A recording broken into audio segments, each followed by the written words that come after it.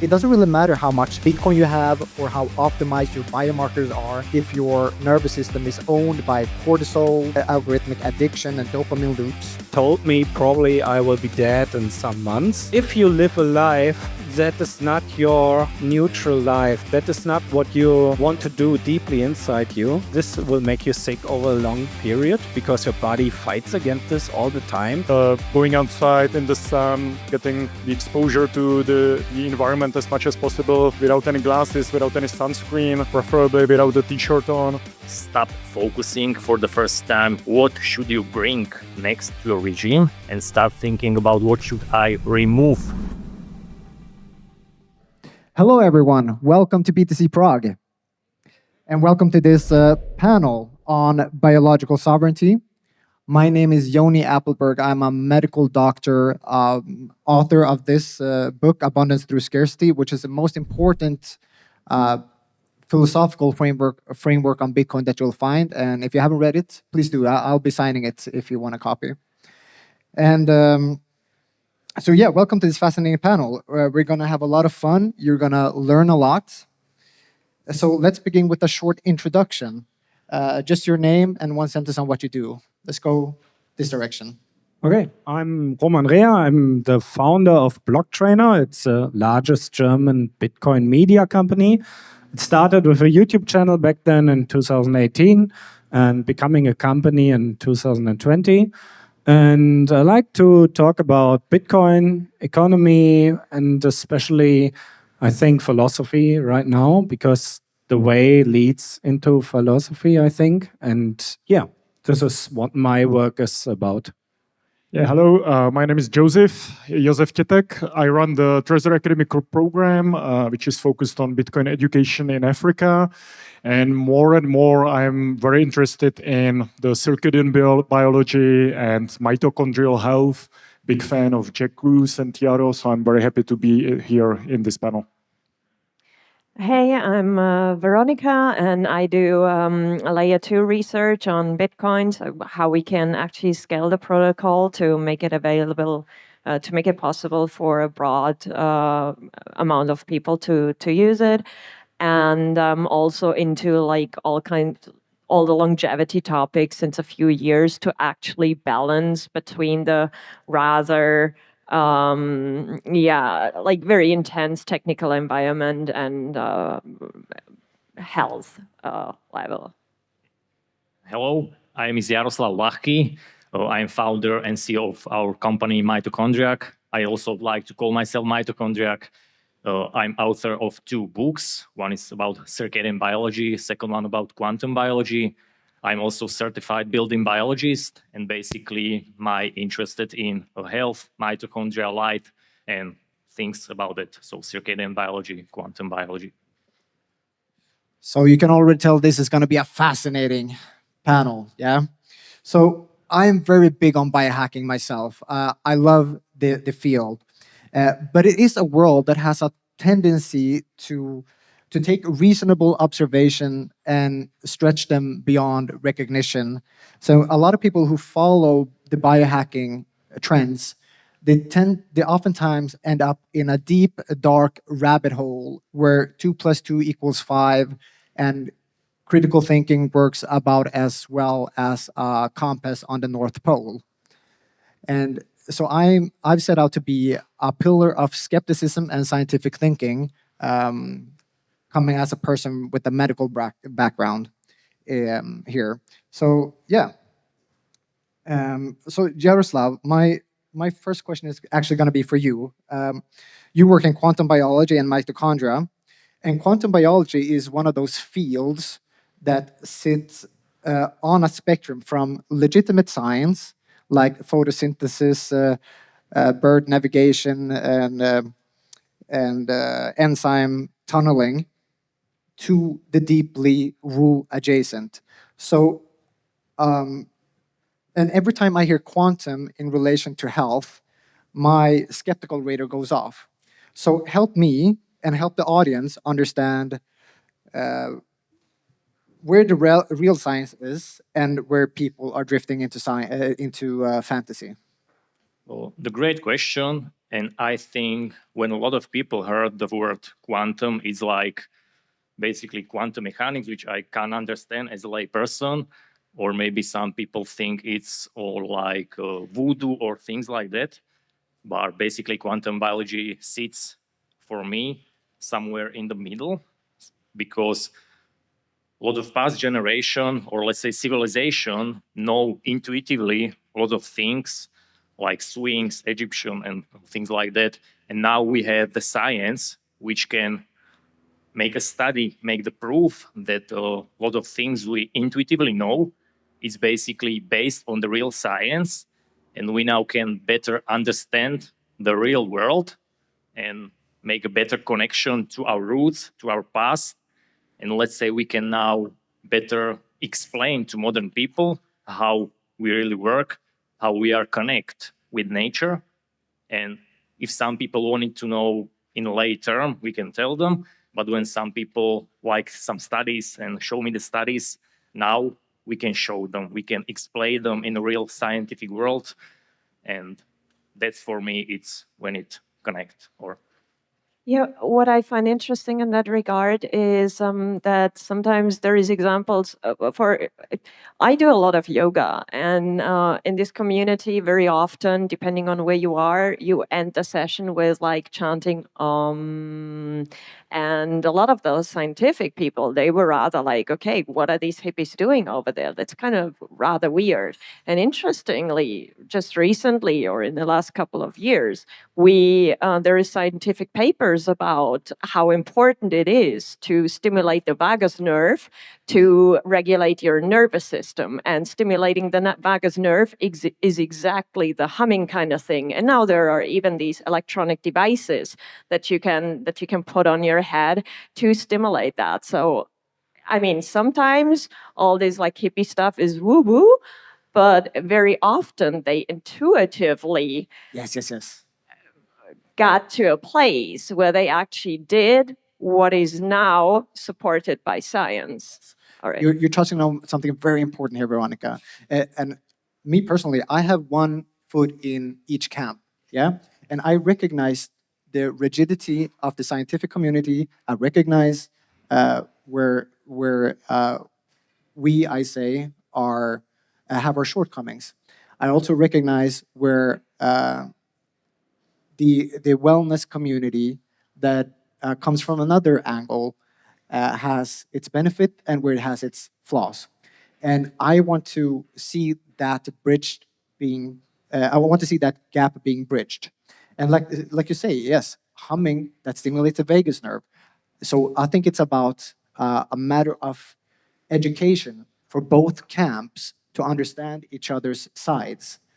Because right now that is lacking. And there's this dichotomy thinking that there's either science and traditional medicine, or there's woo woo, and that is just simply not the case. Yeah. Okay. So we had a very warm conversation before this that I appreciate. Thank you. We were talking about covering the basics.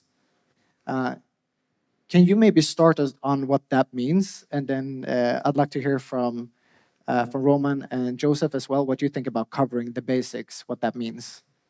Yeah. So I think in the end, you could break it down to the 80-20 rule. Probably a lot of people here have heard about it, that you should focus on when you manage to get like a couple of things right, that covers already 80% of the work. And what I see in the health community at times, and specifically in the wealthy health community, is that some people, they focus on like very expensive devices to support their health and like peptides and whatnot.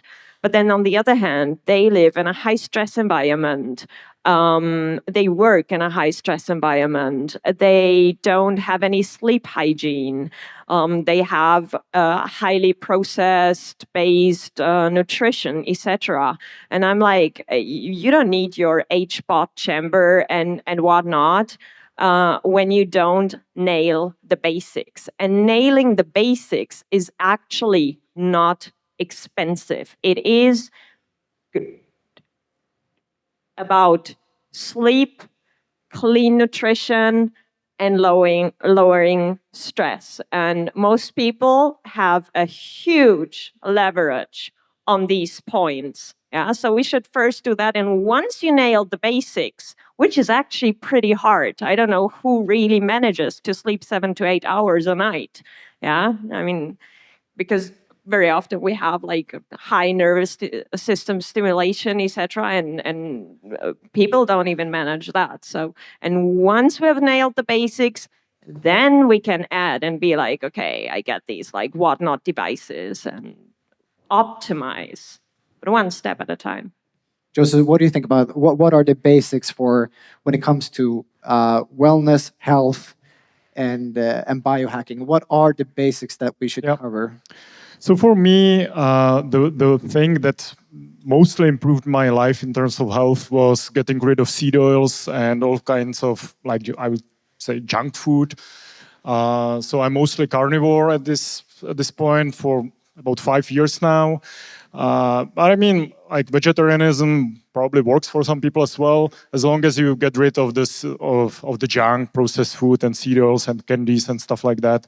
So that's what worked the most. And there's 2 other areas that really improved my life as well is having some sort of exercise, some sort of movement, depends on what you like, can be calisthenics. I prefer lifting weights a lot.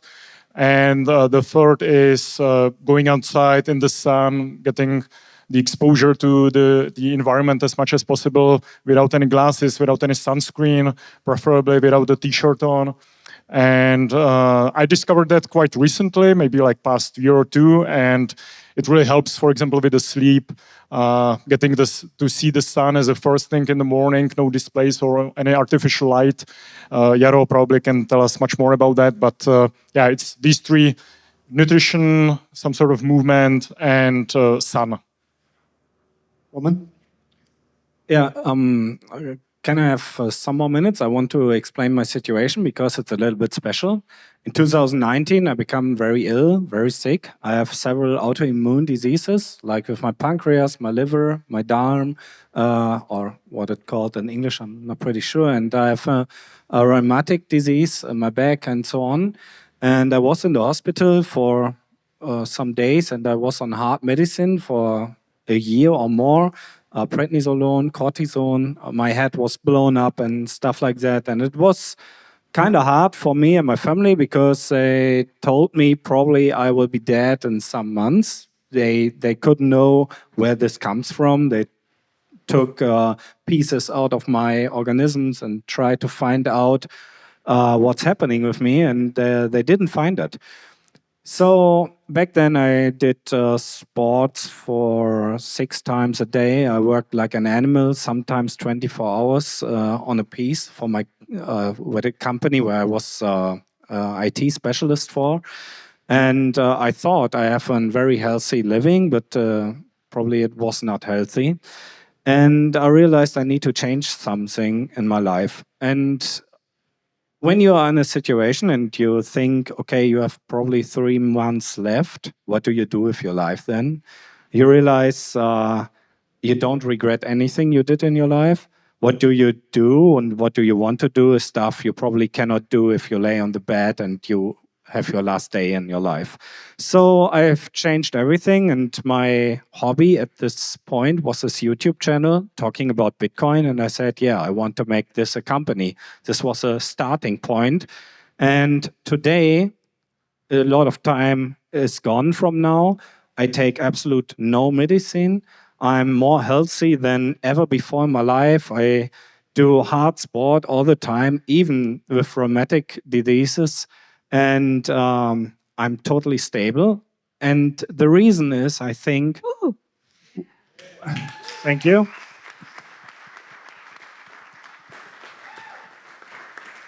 I think the reason is, if you live a life that is not your neutral life, that is not what you want to do deeply inside you.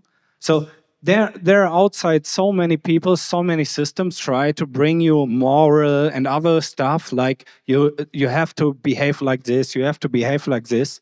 And I think this stops your neutral living, and this will make you sick over a long period because your body fights against this all the time. It spends energy for this, and we are energy efficient organisms in the end. So use your body, move every day, 40 minutes or more, because if you don't move, you will lose your muscles and everything else. Think all the day, eat healthy, like everything we heard from Veronica and the others is totally correct. Sleep your time, your body needs this, and live your neutral life. Live this, what is inside you, and try to find your deepest feeling for what you want to do and not what people want you to do or the system want you to do. Dude. All right. That was good. So, sleep. Eat healthy. Don't isolate. Don't smoke. Don't drink too much. Get outside. Get movement. Moderate exercise, not too much. I know a lot of you are high achievers. You want to exercise 14 times a week. I mean, sometimes it's about taking away rather than adding to get to a place of health. And like you're saying, Roman, it's about living a life that is aligned with our natural biology and our values. And if we drift away from that, we see a lot of the modern diseases. And a lot of these modern diseases, we call them burnout, we call them depression, and so on. And we've seen these across history, and they keep changing names because we don't really know what they are. But ultimately, they are about not living a life that is aligned with natural human biology and our natural values.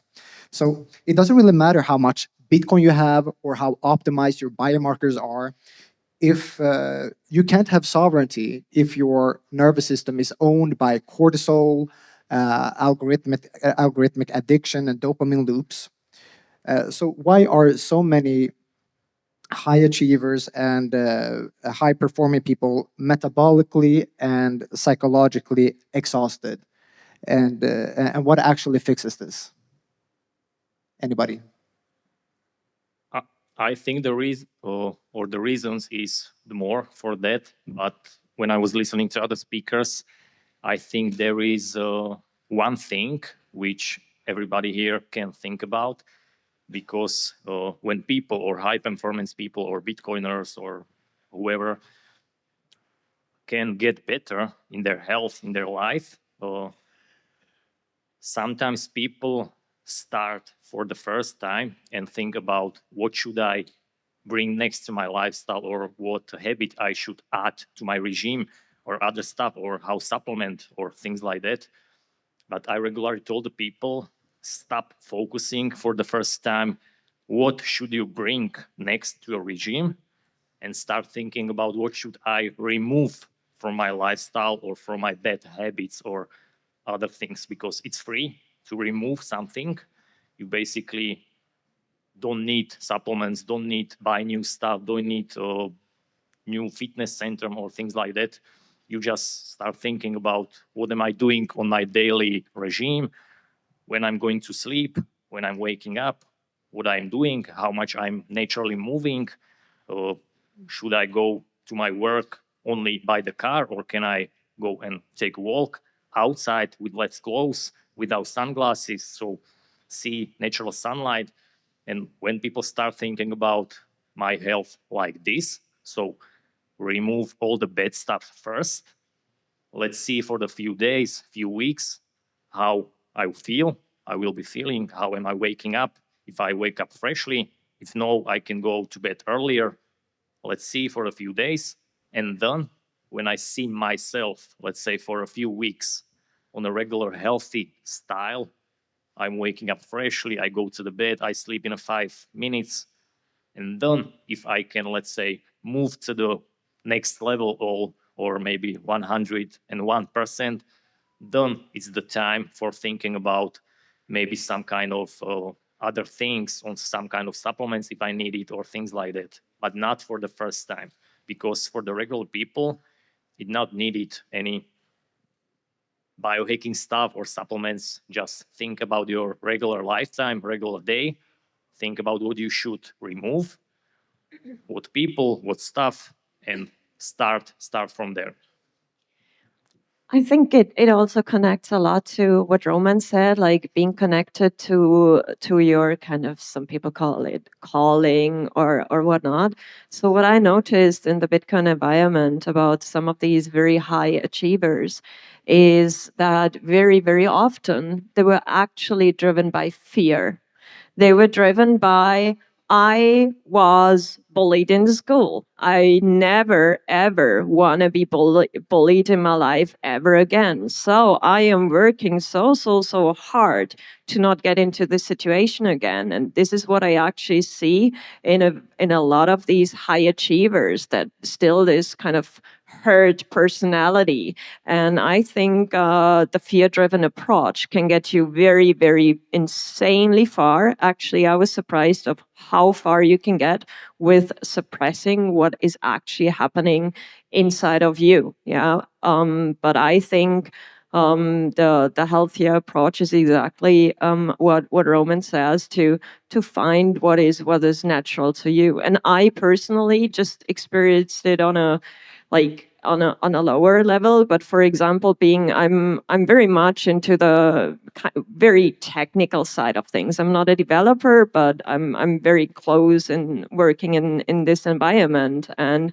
it's a very masculine and very analytical space to work in. And what I noticed about myself, and also being always online and having very little direct human contact, is that it sucked the energy out of me and kind of detached me from my more feminine nature. And I noticed that it's very difficult actually to find the balance in a very technical environment between the healthy masculine and feminine. And not specifically, I think our generation, it was like, yeah, women can do exactly the same as men can do. And yeah, so I studied mathematics. I have this analytical thinking.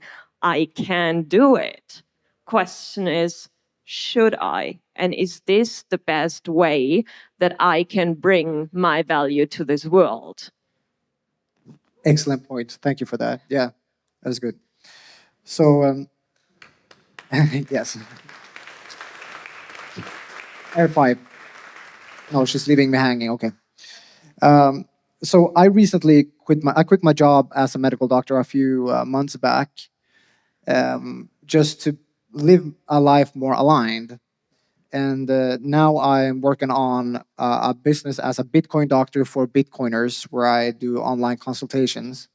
And I mean, okay, this is where this conversation is gonna go now. I've never been on stage and not talked about psychedelics. So we're gonna go there. It happens. So psychedelics and shamanism, they're on the rise in both Western culture, medicine, and science, and I'm very excited about this. So, what do you think? Because this is something that I take into account as how I choose to practice medicine now, and I'm curious to hear what you think about shamanism and psychedelics as a tool for health, well-being, and biohacking. Anybody go? I mean, My daughter's in the audience. I don't really have any experience with that, but I'm curious to learn from you guys. so personally, I had some experience with psychedelics in my teens, and then not for 20 years. And 3 years ago was the first time I was in Bali, and next to Bali there's Gili Islands, and they have all these shroom shakes that they sell on the beach. And I was like, hey, it has been a while, so why not dip into that? And I had a nice trip, and I was like, okay, cool. That is something I want to explore more, because I had certain insights, but it was kind of more of a surprising kind of thing. I didn't really plan it. And what I did in the last 3 years is actually to approach it kind of a little bit with an analytical approach. So I grew my own mushrooms, so that I knew, okay, this type of mushroom, if I take 0 point whatnot, a certain amount, I more or less know what happens. So I didn't want to have different strains every single time. And what I noticed about myself, so I think there is twofold about psychedelics. And I used to have, with this like tech background and everything, I used to also have a kind of depressed period. In my life, and without psychedelics, I managed to clean up a lot of these things and process down to like childhood experiences that were kind of stuck in my system. And without psychedelics, I managed to kind of process and clean a lot of that. But what mushroom helped me do, and I often, I don't trip, but I do more than microdosing. So it's, yeah, microdosing is such a little amount that you don't really feel it, but I did like a tiny little bit above. And what I managed with that to do, it's kind of like cleaning the attic. So without shrooms, I managed to like clean out all the big stuff. And with the shrooms, I managed to get into the corners. Yeah. So no, literally every single time I did these experiences, and I had times where for like 2 months, every second, third day, I did like a bit more than a microdose. And every single time, some kind of like unprocessed emotion and whatnot come up, and I worked through it. And some people think it's like, oh, when I drink alcohol, I also have these like crazy da da da. But the next day you wake up and you're like, oh, what was that? Whereas with mushrooms, it's literally you work through it, and it's as if you get rid of it. So that's from the perspective of having an issue and cleaning it up. And once, though, you're at the baseline, so that's red territory if we want to look at it in business terms. But once you're at the baseline territory, you can use them much more for creative thoughts and whatnot. So every single time now that I try something, I'm like, things fall into place. Yeah. So I kind of know what to do in my life. It's as if a door opens, you've seen it. And the next day, sure, the door is closed again, but you've seen what's behind. So you can work on what you want to integrate in your life. Yeah, if I may, I have a question actually for you, Yoni. So as a medical doctor, and I said like I'm a father, and I'm very curious, like what is the safe age for people to begin with stuff like that? I heard it's like 25 or so. Excellent question. So this is a nuanced question because psychedelics are physiologically extraordinarily safe at any age. Yeah. Some tribes across our beautiful planet use a psychedelic ceremony as a coming of age ritual at around the age of 15 or so. And when you've looked at these kids, they are doing very well going into very deep journeys. That said, these are incredibly powerful teachers, incredibly powerful substances that should not be used frivolously, and they should not. They should be used responsibly in a guided setting where you have the elders guiding you through this experience, because it's something completely different from ordinary experience. I've noticed myself that the more I heal, the less ambitious I become, because I realized that all of my ambition was fear driven. It was about the hole in your chest that you want to cover with money, status, women, all of these things, but there's just no such solution. Peace and authenticity comes from a place of being whole and being healed. And I think the psychedelics have a place there, and it could be used as at any age essentially, but we don't have the culture for that here.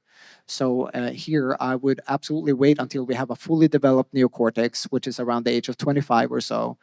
That is when I would find a good facilitator and guide it, because I cannot stress enough how important it is with the dose, set, and setting being right with this, because it can go horribly wrong. I've been there myself, and it's not a fun experience. So yeah.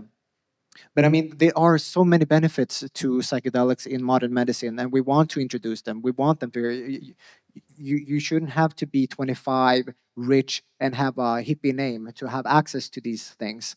It should be available to Aunt Agda, 85, who lives in a nursing home, it should be available to anybody, because they work on a multitude of levels for health.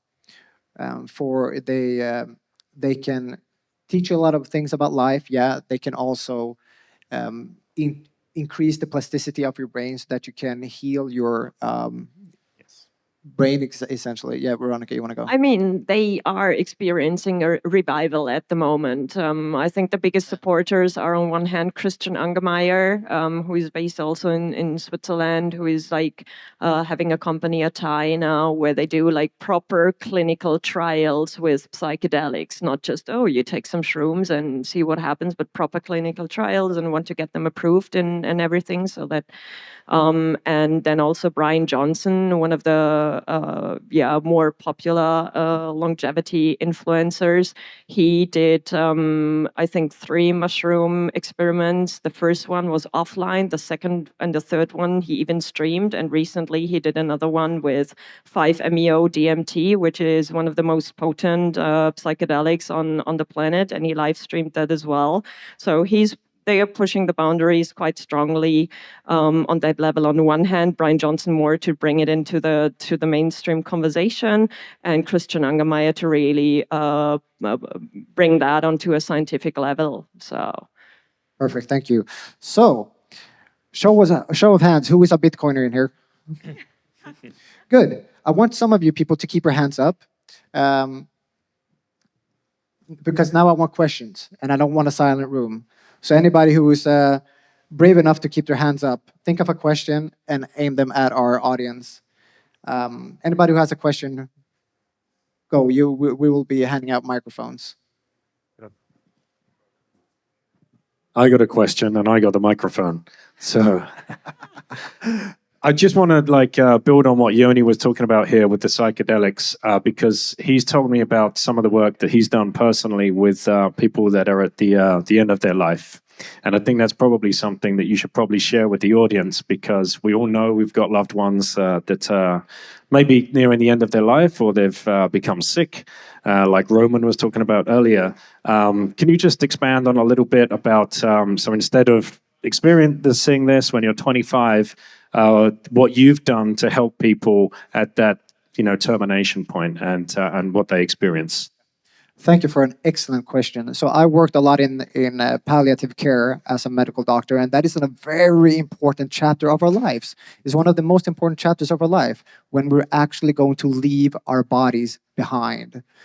It is often associated with a lot of fear, a lot of pain, a lot of nausea, constipation, and it's difficult dying, but the body knows what it's doing. It's shutting down, and we have to have faith in that process. But what psychedelics can do in these circumstances, because we have a lot of good technology to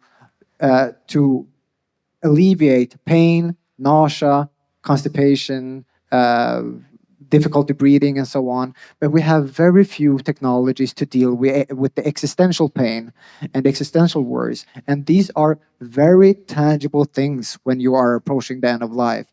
And here's where psychedelics play a key role in how we go forward with palliative care. Because when you guide somebody who is in a palliative state, say from cancer or so, they get to have an experience where they get to practice death before actual physical dying. They get to see, peer beyond the veil of reality as we perceive it through our biological aperture, and make a human rendition of base reality, whatever is out here. We have no idea what base reality is, yeah? We have our biological aperture, and we have our brain's interpretation of it. So we live in a human simulation of an incomprehensible base reality. What is it like to be a bat? The famous philosophical question. We have absolutely no idea. They have a completely different simulation of base reality than we do. But with psychedelics, you get to peer beyond that. You go to a place that is not limited by form, by 3D space. It is not limited by language. It is beyond that. That also makes it very difficult to bring something back. But you get exactly what you need when you go there. And you can see this for yourself. You can see this in others. When people come back from these guided journeys, they come back and they are no longer afraid of death. They are at peace. And that is one of the most valuable things you can provide somebody who is at the end of their lives. Yeah, I guess now we start with the questions, right? Yeah, maybe because before we start with the questions, maybe a big applause for our speakers today. Thanks for your contributions.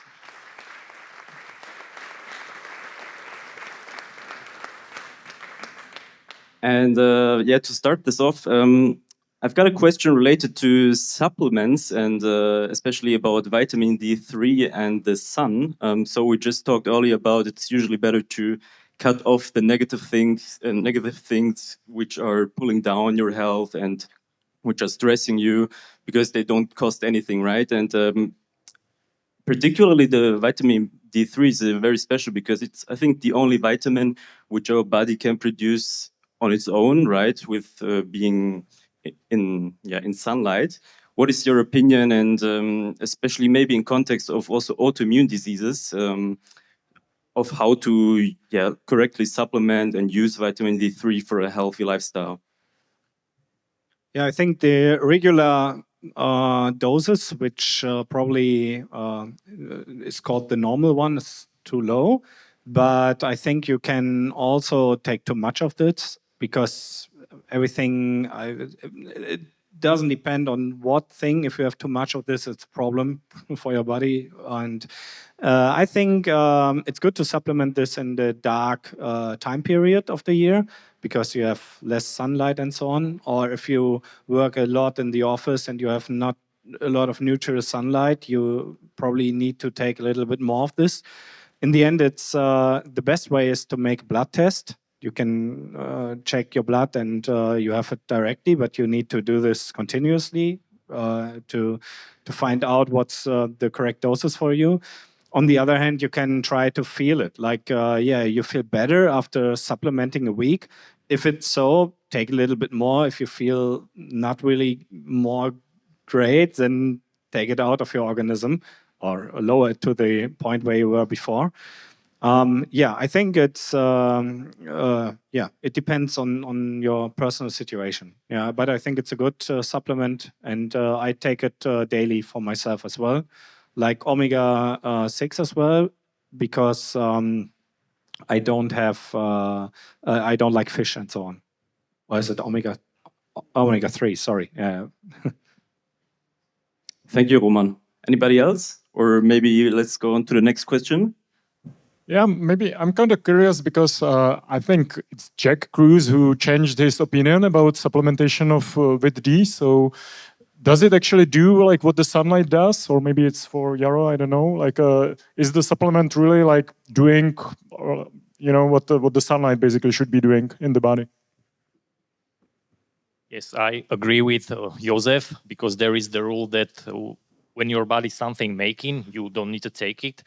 And in vitamin D particularly, I think it's for regular people not need to supplement vitamin D because your body had the ways how to make it and also how to handle when you are not make it from the sunlight. Let's say in winter, if you use the cold, your body can make a little from your own fat stores, just release in the blood. You will make your vitamin D from this.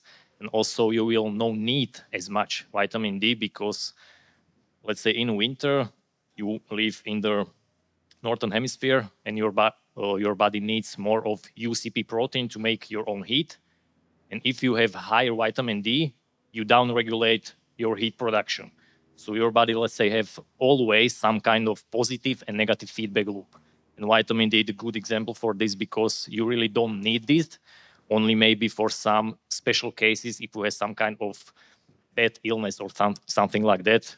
But in regular people who are regular, healthy, young people, you don't need any supplements for this one because if you take some of it for, let's say, few days or few weeks, you can handle it. But if you will be doing this for a longer period of time, it will downregulate some of your other stuff in the body, and it can have some results in the future, and you will be not happy with this. Yes, that's the good point. Yes. Yeah, the point he made was that a lot of people are inside a lot of throughout the day, and they don't get enough sunlight exposure, and that may be true. I mean, we moved out of Africa, and when we got to the Nordics, we changed skin color. That tells us something. And something interesting about vitamin D is that we don't So actually. eye color, yes. I'm sorry.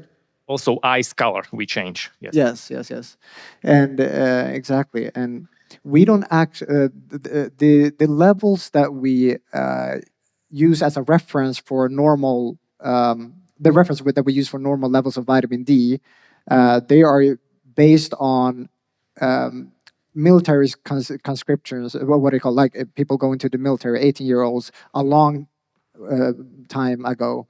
We don't actually know what good levels of vitamin D should be. We have no idea, but just the fact that we change skin color says something. Yes, thank you. First of all, great presentation, really. And second, for a newbie, is there any book or resource that you recommend to start? Because I guess that it's hard to understand from what is really scientific, backed by science, or maybe just something that ChatGPT created with a prompt.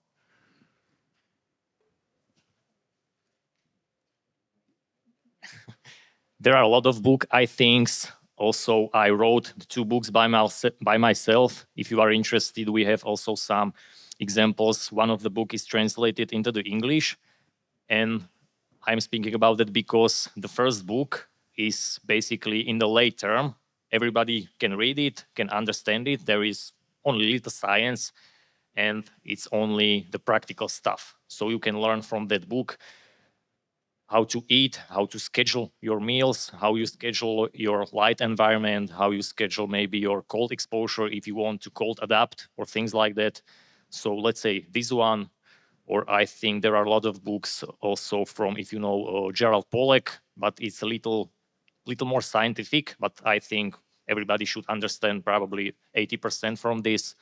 Also, Sachin Panda wrote, I think, 2 or 3 books. One is about sleeping schedule and circadian biology. This one is also good. And I think this 3 is probably for the lay people, and you can understand all of it. Yeah, but I think, frankly, if we follow the approach of nailing the basics, I think ChatGPT can get you actually really, really, really far in that. And figuring out, especially what Yaro emphasized on, is what drains your energy. Is it toxic people around you? When you have a conversation with them afterwards, you feel okay, but something is off. Cut them out.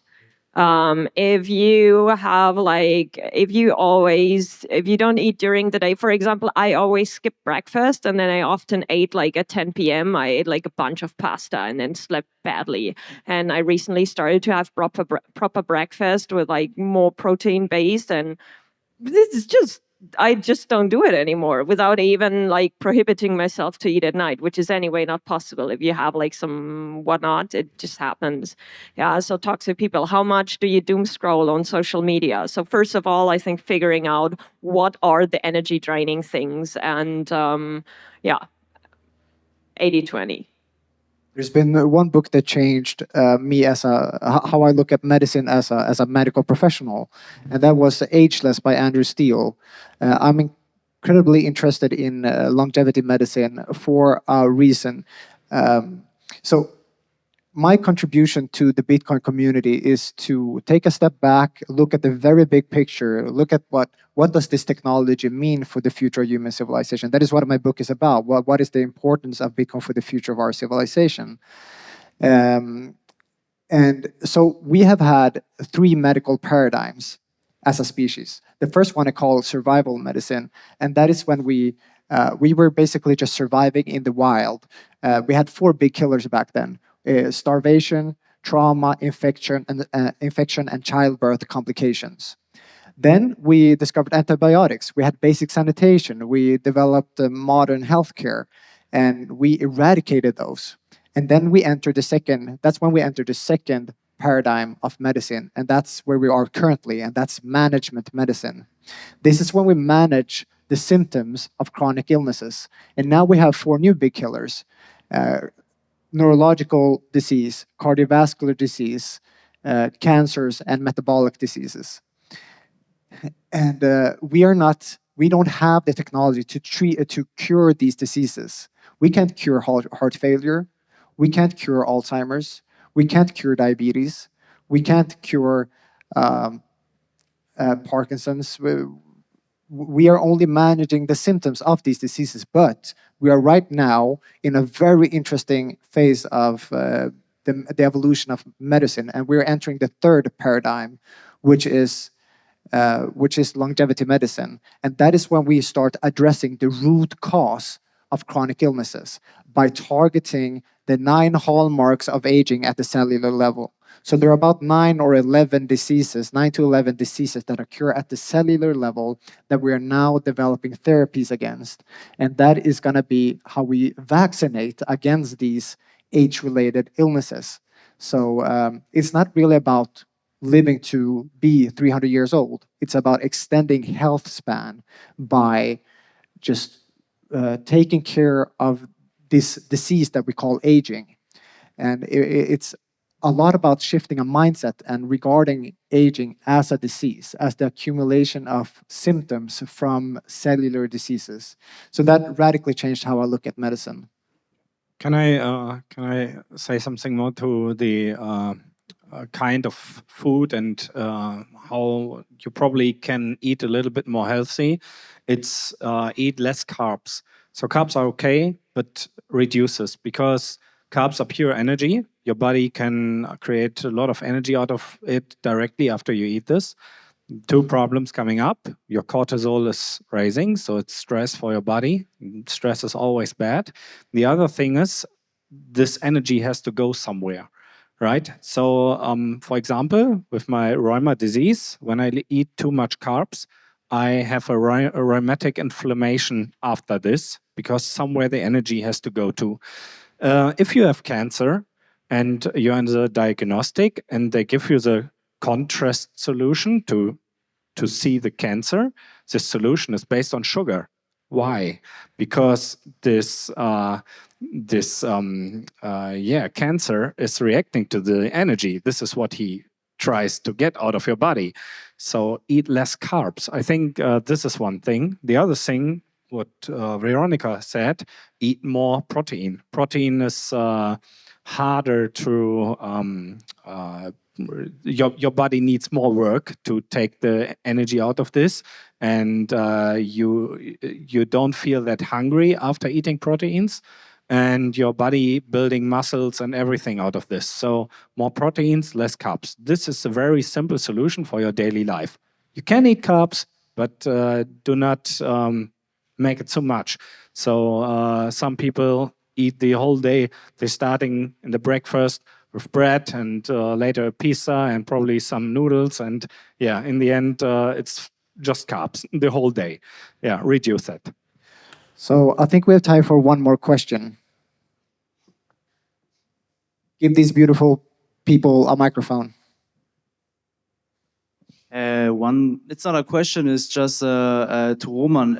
With protein, you also need fat, you probably know it, but that's also a problem with people who only eat like protein with protein shakes, chicken. It causes kind of insulin resistance because the protein is turned into sugar in the body. So you always need fat. So like a good ribeye is a good way to go. The protein that you can only use about 40 grams of protein with each meal.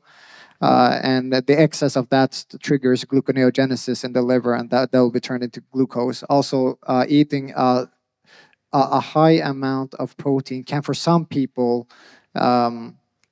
increase the risk of insulin resistance, and also put some extra load on your kidneys. Not for everybody. Most people are fine, but all of these advice that circle around in the wellness community, in the biohacking community, they're not for everybody. It's not one size fits everybody. It's we have to think at an individual level. 100%.